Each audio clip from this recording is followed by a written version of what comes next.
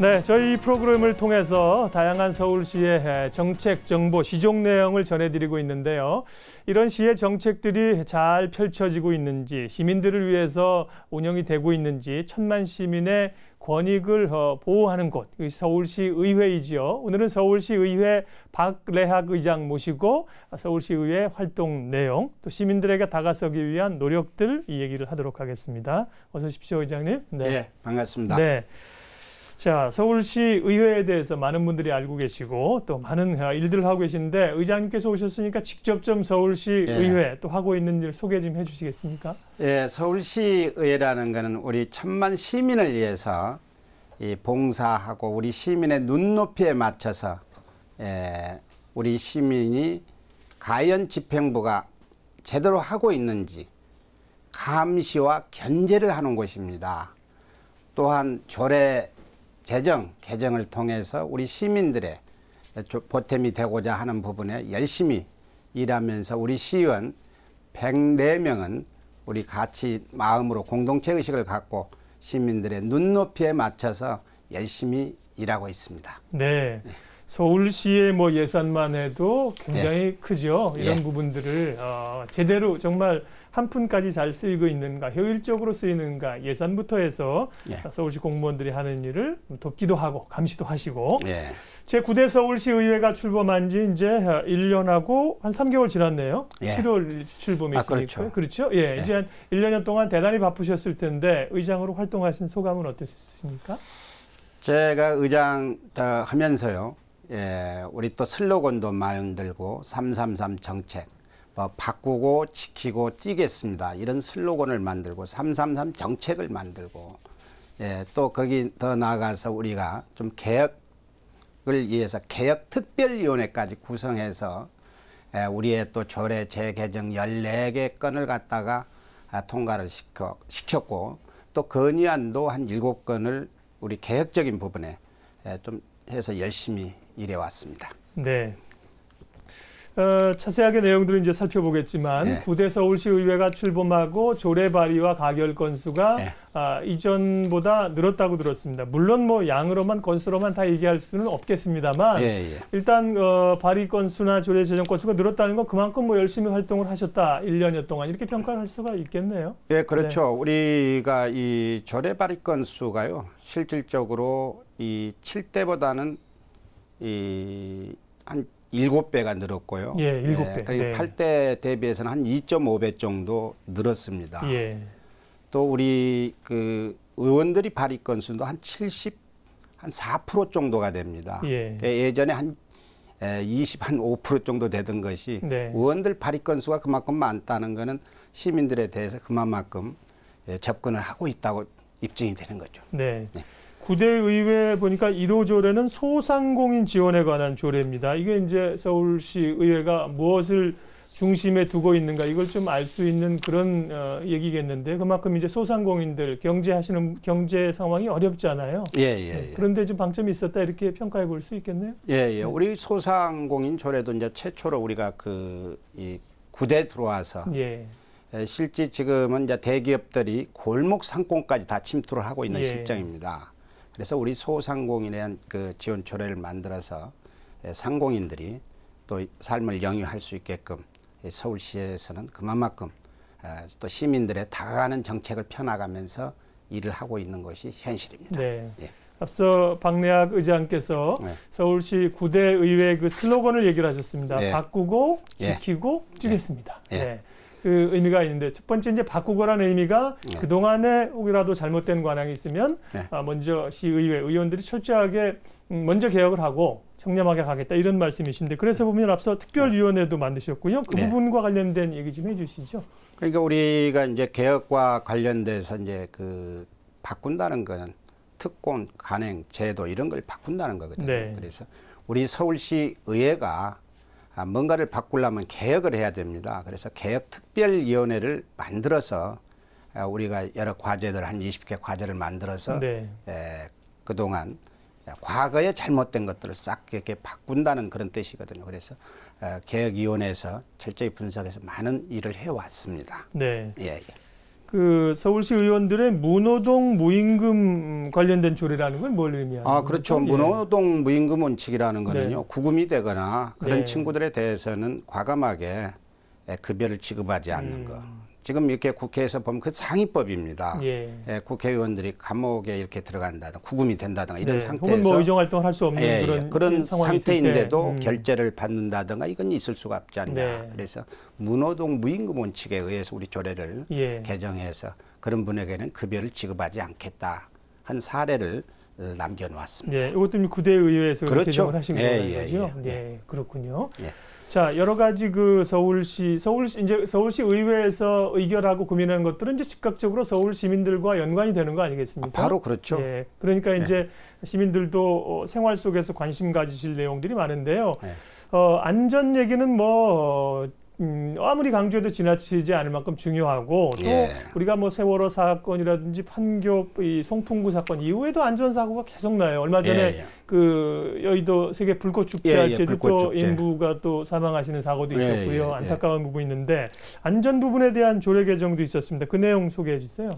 물론 불꽃축제에서도 그 안전 문제가 세월호니 그동안 많은 그 겪으면서 또 싱크홀이니 이런 문제들이 얘기됐던 건 현실입니다. 또 이번에도 불꽃축제에 관련돼서 또 그런 또 이 유가족에게는 진짜 진심으로 위로의 말씀을 드립니다. 그래서 우리가 이런 조례를 만든 거는 재발 방지를 막자. 네. 계속 그 똑같은 것이 반복돼서는 되지 않는다. 이런 뜻에서 조례를 만들어놨죠. 예, 그러면 이번에 그 개정하신 그 안전관리 기본조례 여기는 뭐 기존의 내용에서 뭐가 좀 강조돼서 어떤 게 좀 달라진 그러니까 겁니까? 이게 재발 방지를 위해서 같은 일이 반복되지 않게끔 하는 것이 제도적인 그 골자입니다. 네.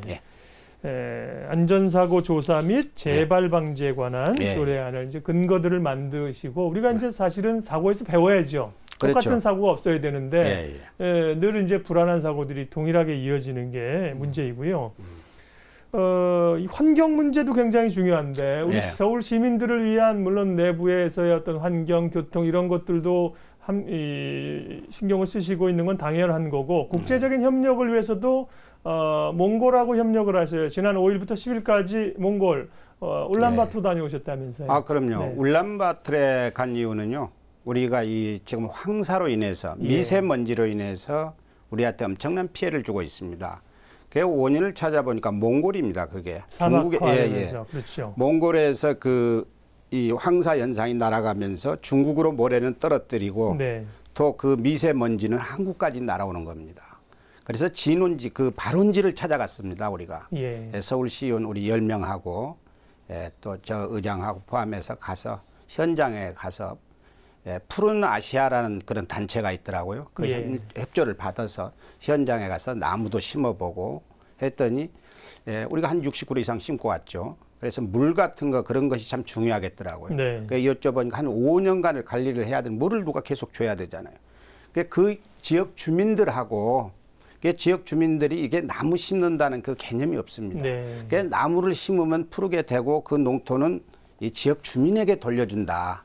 이런 마음으로 해가지고 소규모로 시작을 하고 있더라고요. 근데 중요한 거는 이제 몽골 국민들이 말은 100만 그루를 뭐 심는다 뭐 이런 그 슬로건을 걸고 하고 있는데 실질 현장에 가서 봐서는 나무가 없습니다. 그래서 나무가 없으니까 물이 없고 또 물이 없으니까 그 동물이 주식 아닙니까? 그분들은 풀이 잡초가 없는 거죠. 악순환이네요. 그런 악순환이 계속되길래 그래서 우리가 이런 부분에 감지하고 우리 서울시의회에서라도 나무 심기를 해보자. 이런 취지에서 저희가 갔던 거고 거기에 또 가서 또 MOU도 체결하고 또 우리 오송 또 이제 주몽골 대사님이 계시더라고요.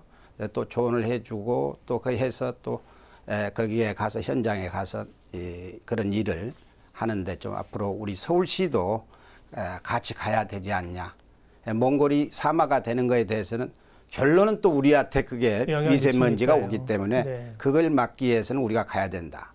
우리도 예정 때 한동안은 한 60%가 사마가 됐었거든요.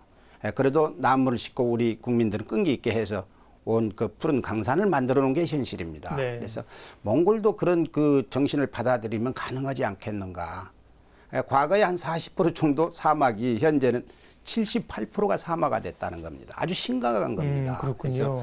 그래서 우리가 한번 되짚어보고 먼 이웃나라라고 해서 우리가 기다리고만 있을 사항은 아니다. 이런 생각이 들었습니다. 네, 몽골이 이 징기스칸의 후예들 아닙니까? 유목민들이니까 그렇죠. 거주하지 않는 그런 문화잖아요. 살다가 새로운 목적지로 이동을 하고 그러니까 뭐 나무 심고 가꾸고 그런 문화가 안 돼 있겠죠. 이제 그런 우리의 경험들을 좀 나눠주고 오셨습니다.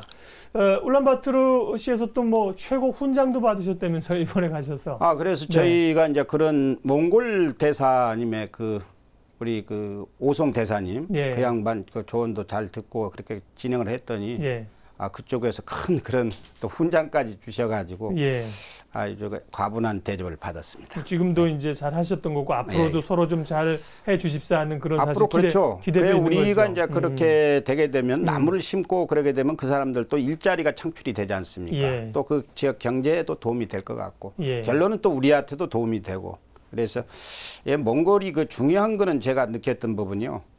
한 300만 서울에 한 3분의 1 정도 되는데요, 국민이.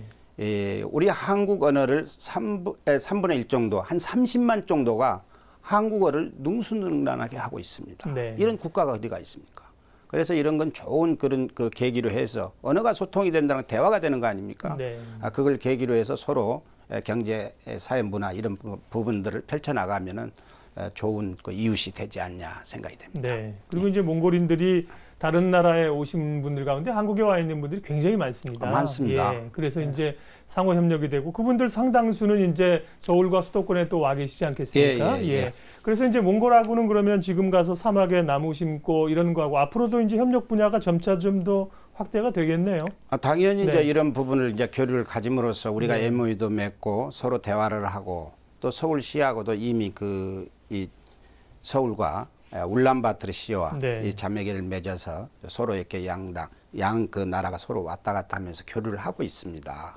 그래서 이걸 더 펼쳐나가서 사회, 경제, 문화 모든 부분에 골고루 신경을 쓰다 보면 좋은 이웃이 되리라 믿습니다. 시시각각 토크 오늘은 서울시 의회 박래학 의장님 모시고 서울 시민들의 삶에 관한 이야기 했습니다. 몽골 울란바토르 얘기 좀 했고요. 다시 이제 시민들의 삶 속으로 좀 들어와 보면요. 사실 요즘 뭐 일자리 문제, 임금 문제 뭐 이런 것이 상당히 중요한 문제인데요. 서울시 의회가 전국 광역자치단체 가운데 처음으로 생활임금 조례를 제정을 했습니다. 생활임금이란 무엇인지 이 조례를 처음 제정했다는 게 어떤 의미가 있는 겁니까? 그 생활임금 조례라는 거는요. 미국 같은 데서 벌써 50년 전에 최저의 이 생계를 유지할 수 있게끔 좀 해주자는 겁니다. 그래서 지금 우리나라 같은 경우도 그런 부분에 접해 있고 선진국의 이 앞서가는 부분들을 우리가 이렇게 했다는 이것도 상위법입니다. 그렇지만 서울시에서 이런 조례를 제정함으로써 최저의 생계에 유지할 수 있는 기초적인 생활을 삶을 영위할 수 있게끔 하는 이게 주 목적입니다. 그러니까 법에서 정한 최저임금보다도 시급을 높여서 최소한의 생활이 될 수 있도록 지급하는 거죠. 그렇게 되면 서울시 산하 혹은 관계기관에서 일하는 분들이 최소한의 삶을 영위할 수 있다 이거네요. 그렇죠. 서울시 같은 경우도요. 한 1,107원 정도를 더 지급해서 이게 6,687원 월 13만 9천 월 139만 7천 원 정도 더 받게끔 이렇게 서울시는 이렇게 앞서가고 있다는 겁니다. 그래서 또 우리 교육청도 이런 MOU를 맺고 이런 부분에 같이 동참하리라 믿습니다. 최저임금이라고 하는 게 물론 기업들에게는 부담이 되지만 최저임금을 받아서 생활하시는 분들에게는 최저 생활이 안 되는 거죠. 그런 거를 이제 반영해서 생활임금제를 서울시 자치구에서 좀 했는데 시의회에서 아예 조례를 제정했습니다. 이걸 하면 이제 월 139만 7천 원, 한 140만 원 정도를 받으니까 기본 생활을 할 수 있다. 이런 거고요. 이거 가지고도 안 되죠. 안 되죠. 앞으로 더욱더 좀 노력해서요. 중앙정부나 지방정부가 이런 분들을 개선해야 됩니다. 맞습니다. 선진국들은 가서 보면은요.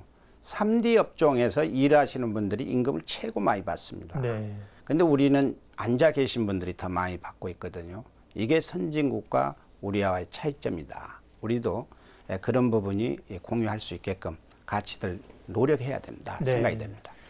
그리고 이제 서울 시민들의 삶의 변화가 이제 여러 형태로 나타나고 있는데 특별히 인구 구조에 있어서 뭐 노령화도 되고 있습니다만 최근에 1인 가구가 대단히 빠르게 증가하고 있어요. 그래서 1인 가구 정책 박람회 자리를 여셨네요. 그 내용 좀 소개해 주세요. 그 의미는 참 중요하다고 생각이 됩니다. 과거에는 이제 이런 그 가족 단위 중심에서 지금은 이 핵가족 1인 가구 중심에 이렇게 패턴이 바뀌고 있는 것이 서울의 현주소입니다. 지금 뭐 보면 한 27%가량이 1인 가구라는 겁니다. 앞으로 좀 더 있으면 30% 계속 올라갈 거 아니겠습니까? 그래서 이 문제는 앞으로 미래 문제가 아니라 현재 이런 부분들이 접해 있기 때문에 또 전월세 관계나 이런 부분들 다 연루가 됩니다. 당장 이 주거 문제, 청년들이 얘기할 때 주거 문제가 준비가 안 되기 때문에 모든 부분에 이렇게 그 문제가 생기는 것도 현실입니다. 그래서 좀 또 이 어르신들 또 어르신들 혼자 계신 분들이 많잖아요. 또 이러신 분들에 대한 대책, 아주 우리 시급한 것이 여러 가지 다양하게 퍼져 있다. 그래서 1인 가구 정책에 대해서 앞으로 국가나 지방자치단체가 더 좀 노력을 해야 되겠다 이런 생각이 듭니다. 1인 가구를 위한 정책 박람회 자리를 마련하셨습니다. 일단은 뭐 그분들의 목소리를 좀 듣고 현황을 살펴보자는 의미에서 시작을 하셨을 텐데 그러면 이제 그 1인 가구 늘어나는 것 자체는 뭐 이 사회 현상이니까 뭐 그거 자체를 막을 수는 없지 않습니까? 그렇죠. 그분들이 보다 이제 안정된 주거나 삶을 살 수 있도록 서울시 정책이 가야 될 텐데 그런 그 해결 방안은 지금부터 고민을 하시겠습니다. 어떤 방향으로 가야 될까요?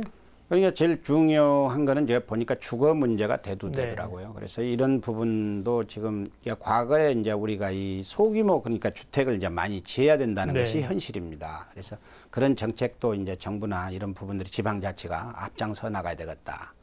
이게 현실입니다. 그래서 1인 가구의 여러 가지 장점들, 단점들이 많습니다. 그래서 혼자 살다가 이제 저기 뭐 병원 문제라든가 만약에 이제 아팠을 때 이런 어르신들이 했을 때 어떻게 대책을 하겠습니까?